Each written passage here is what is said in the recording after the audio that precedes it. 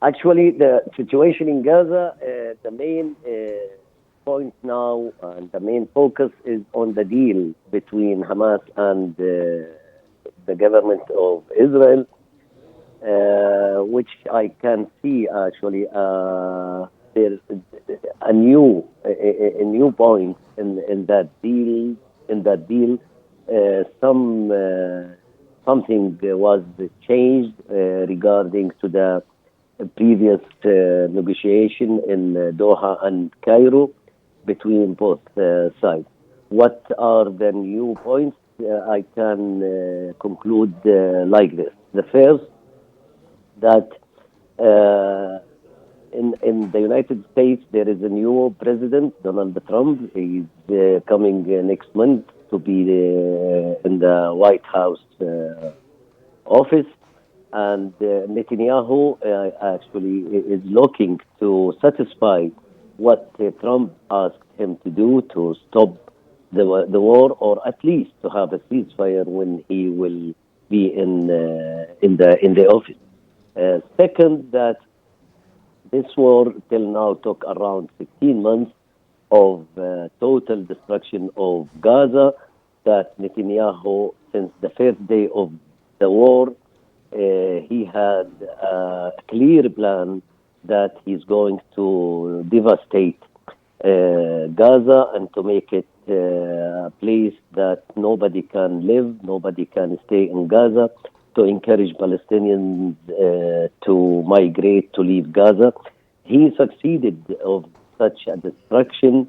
All the international reports actually said that at least 80% of Gaza was destroyed, infrastructure, homes, universities, schools, all the civil institutions, everything was in very real destruction. 80% of all of Gaza was destroyed. So he achieved, I think he achieved his goal to encourage Palestinians to migrate, and he's looking to see that huge migration in the future, which I hope he won't achieve that. Anyhow, right. so, Yes, please continue. yeah.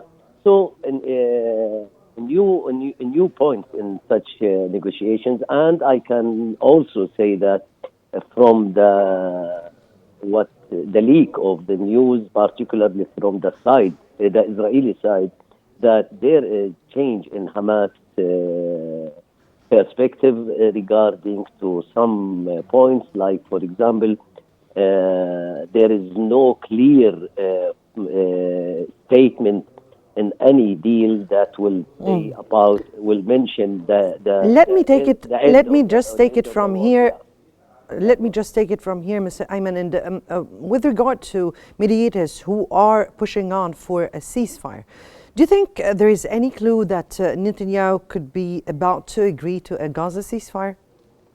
Yeah, I think that Netanyahu is going to such a ceasefire. Why? Because let me continue. Hamas actually there are some change of Hamas perspective or point of view. It's like this. For example, the first thing is there is no clear statement in any deal that will mention the end of the war. It is just a ceasefire for 4 weeks till 8 weeks. So Israel, as Netanyahu, he mentioned many times that after that deal, he is actually free to continue his war. There is nothing will mention the end of the war. This is first. Second, that Hamas asked before to Israeli withdrawal from Netzarim axis, from Philadelphia axis, from the populated area. What I understood actually that Hamas accepted the existence and the presence of Israeli troops in Netzarim, in Philadelphia, and where the Israeli troops reach in Gaza, in the populated area.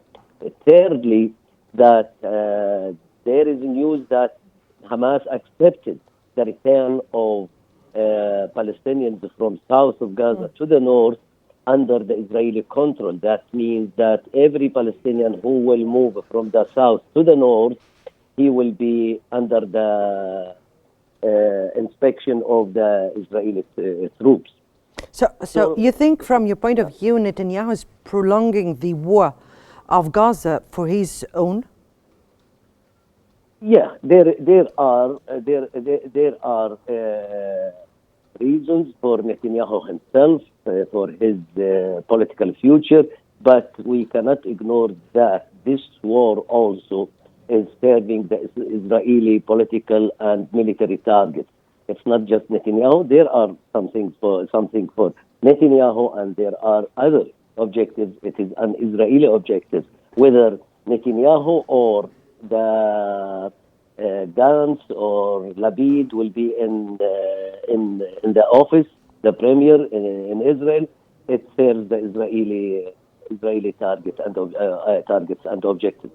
So something for Netanyahu, but the great majority of the Israeli actually behavior regarding to this war, it is an Israeli objective. It is not just for Netanyahu objectives. So, Dr. Ayman, what factors could lead the Gaza deal into a decisive phase, and how will it affect the involved parties?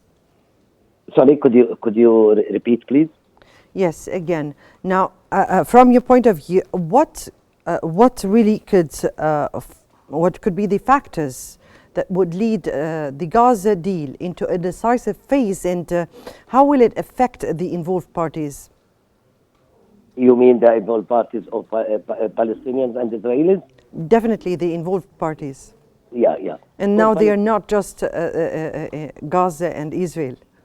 It has extended. Yeah. For Palestinians, actually, if that's what I mentioned, according to the leak of the news about the main principles of the deal, actually Hamas gave many concessions and many changes of its point of view regarding to this deal, different of the negotiations during the previous 10 months. Regarding to the Israelis, actually, I think that there will be an effect on the Israeli side, particularly on the opposition. Israeli opposition will find themselves helpless. Why? Because they cannot actually oppose a deal. They cannot oppose the release of Israeli prisoners or detainees with Hamas. And it will be a victory for Netanyahu himself, a victory for what Netanyahu did in Gaza, what Netanyahu did in Lebanon, and even an extended thing to Syria. Because Netanyahu, he announced that he helped of the collapse of Bashar al-Assad regime through the bombardment of Iranians and other militias, the Hezbollah militia, other Iraqi militias in Syria. Anyhow, I think Gaza war in general, I can say something that Gaza war actually affected all the region. It affected Gaza, even the West Bank, Lebanon, the current affairs of Lebanese internal politics. It affected Syria and the region in general. At large.